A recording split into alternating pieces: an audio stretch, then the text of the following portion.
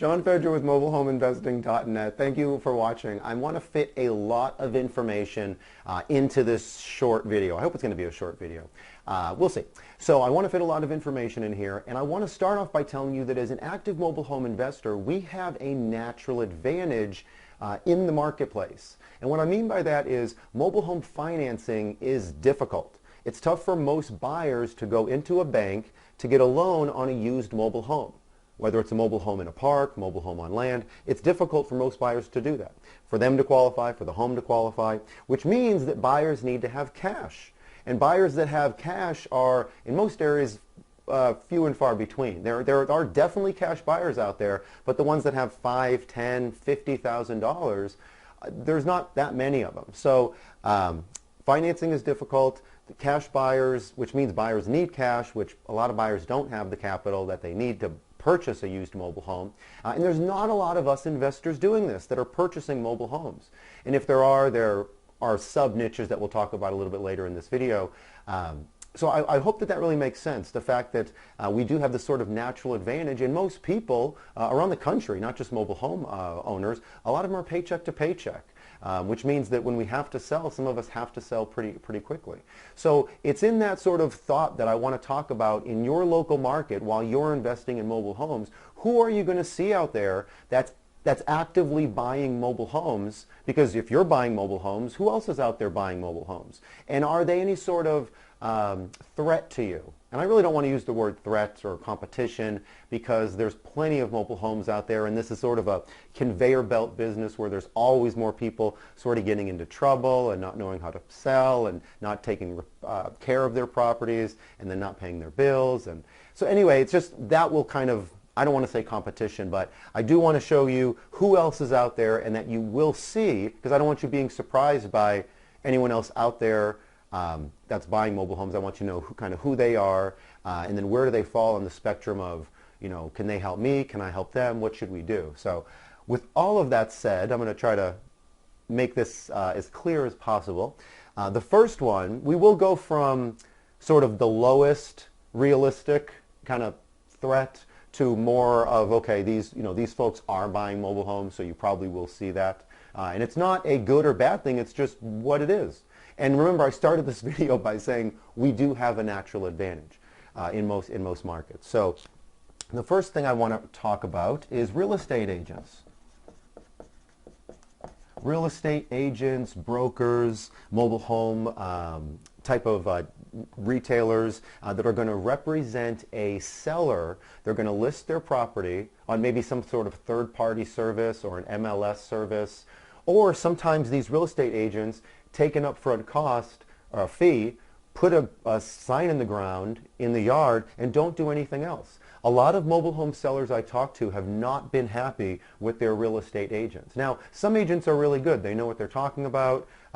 They won't list a property if they don't think it's actually going to sell. But some agents will just take the money, list the property, have the seller sign a contract, and now the seller has to wait a couple months to get out of that contract. But real estate agents, I'm going to say that this is low or really no threat, because this is the free market. We should want, if sellers have the time to list their property with a real estate agent, good for them. They should sell for, if they want $1 million for their home, they should get $1 million. So really, this is just the free market. If the agent is going to do what they say they're going to do and the seller can actually get what they want, they should get the most money for their property. Most folks around the country, most single-family home sellers, most mobile home sellers don't need the help of an investor. We do help some people. We help them a lot. We save the day, so to speak, both buyers and sellers. But if a seller can sell with an agent, let them. I mean, that's really good. If not, then they can come back to you. Then you can approach them, or you can get in touch with them either before or after, or even with the agent. But just don't. This is sort of just a strong suggestion. Don't undercut any sort of agents. If a seller is signed up with an agent and they have a couple more months left on their contract, maybe there's a way to buy out that agent, but don't simply undercut that agent and buy the home. I hope that made sense. If you have any questions, let me know. The next one I want to talk about is payment buyers. Now, as mobile home investors, we sell our mobile homes to payment buyers many times.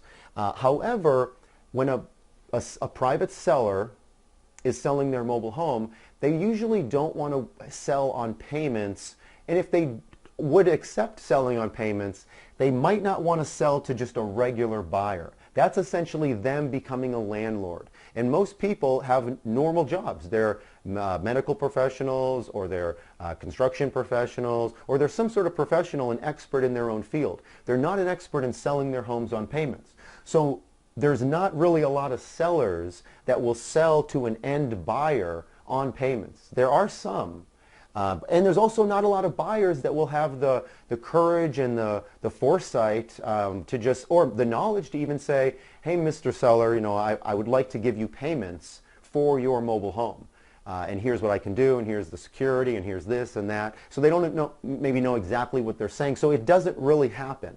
I will say that in Hispanic type of areas, this is a little bit more prevalent, where you may see a seller actually proactively advertising and saying cash price $13,000 and payment price $15,000 or $18,000. So maybe a little bit more in Hispanic areas, and that's not good or bad, that's just experience.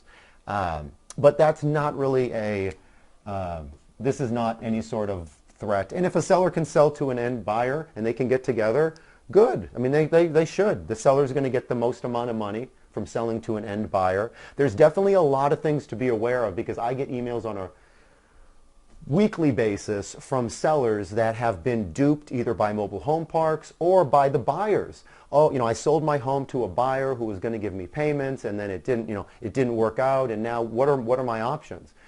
And a lot of folks, a lot of private sellers selling to private buyers, they don't use attorneys. And you don't really need to when you're selling a mobile home in most states for most transactions. But obviously, if you really are, don't know anything about what you're doing, having a professional looking over what you're doing could save you so much headache and time and money, for just a silly issue. The next one is mobile home parks themselves. And a mobile home park may be, how do I want to start this? Mobile home parks are owned by a person or a business or a committee, and ultimately it's that person or that business or that committee to say what they want to do with the park. We want to take all the homes and buy them all up over time and rent them all out and just rent everything. Or we want to sell everything and just rent the land. Or we want to do a combination of both, or get some of these older homes out of there and get newer ones in there. So every park can be a little bit different with its rules, its regulations, has to follow the law, of course. But the reason I say that is because this is definitely varying. And I also want to put low as well. I'm not sure if you can read that. But varying and then low, because in a metropolitan area where prices are just shooting up through the roof, a park that's proactive, an owner may say, okay, let's purchase some of these homes from the community. Whenever somebody sells a mobile home in their park or in the community, let's buy it, and then let's move them out of there, or let's get rid of the home, put a new home there, and sell the new home for a large profit. Or let's buy the home, fix it up, and resell it. So some parks actually do buy their mobile homes, fix them up, and resell them. But that's not the majority of parks. And in many areas, that's not an interest of theirs at all. They want to own the land and just get rid of the homes. What you may also see, and this isn't too common, is the first right of refusal. Some mobile home parks will, it'll be in their lease agreement, where anytime a seller sells a mobile home, if the seller gets a purchase offer of $10,000, the seller has to go to the park office and say, I'm going to sell my home for $10,000. Would you like to buy it from me for $10,000 or more? And then the park can say, can think about it and say, we want to buy it for this strategic reason, or no, we can just sell it and the person can move in. And really, most parks don't exercise their first right of refusal unless they have an ulterior motive to get rid of the home or clean it up and fix it up and resell it for a large profit. But, so most parks won't exercise that unless they have a track record of gobbling up homes in their park, but they will exercise a first right of refusal if they think that the home's going to be pulled out of the park.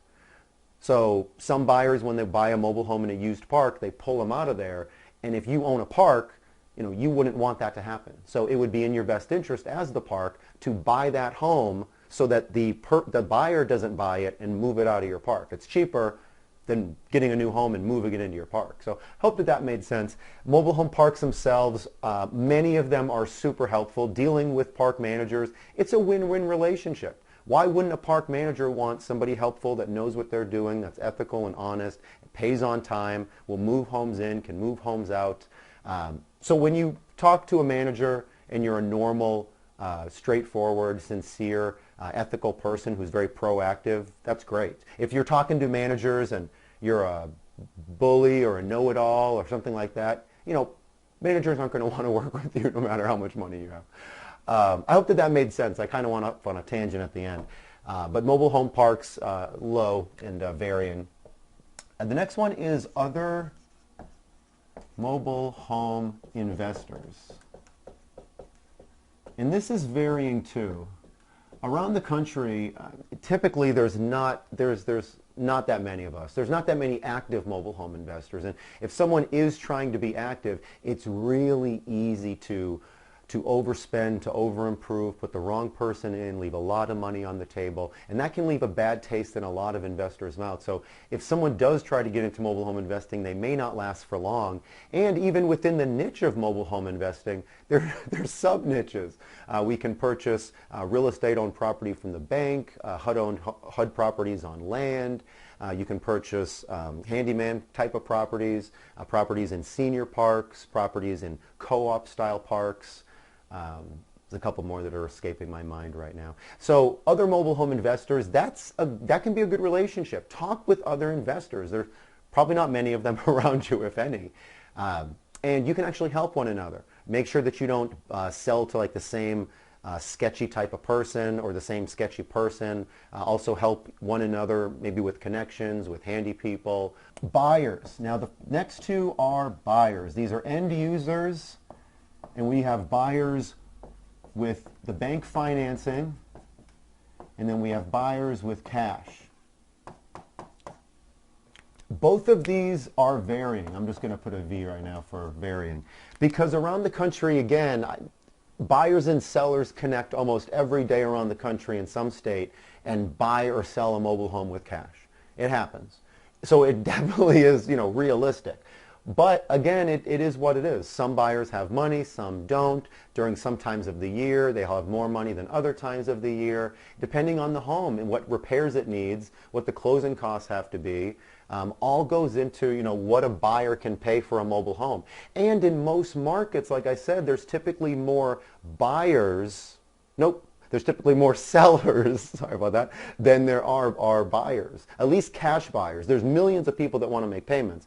But as far as cash buyers, there's usually less of them. And in most areas around the country, you have all of these sellers trying to fight to sell their homes to these few cash buyers.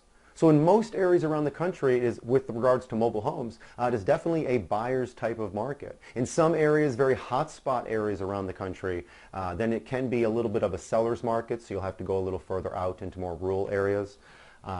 But again, cash buyers, maybe in metropolitan areas there's more cash buyers. Typically, that's a blanket statement.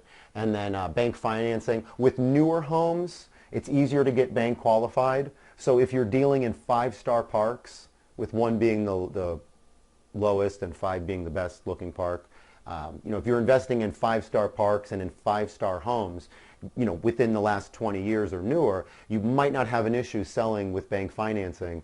But then again, the answer, or that definitely, depends. So I don't want to say that, buy every home you can because you'll always sell them on bank financing, because that's not the case at all. So I hope that this really made sense and just you kind of understand who's out there. There are some buyers with cash. If they can have cash, that's great.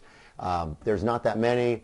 And then as you kind of go down, it just kind of gets less and less of a, kind of a real world threat to you, so to speak. The last thing I want to mention right down here is traditional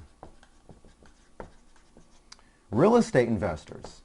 Most real estate investors don't want anything to do with mobile homes, and many of them are cool people that are active, that are advertising, that are marketing, that are talking to buyers and sellers. Some of those sellers are mobile home sellers, and these other investors, they might not know who you are. So befriend all the investors you can, let them know who you are, what you do, take an interest in them. What do they do? How can you help them? So I just wanted to throw that in as well. I hope that this entire video makes sense and it just gives you more clarity. I hope it answered more questions than it brought up. If you do have any questions, if I missed anything that you're experiencing in your local area, please comment it below or let us all know so we can learn together. If you ever need to reach me, again, support@mobilehomeinvesting.net. And that's it. I'll talk to you soon. Take care. Bye-bye.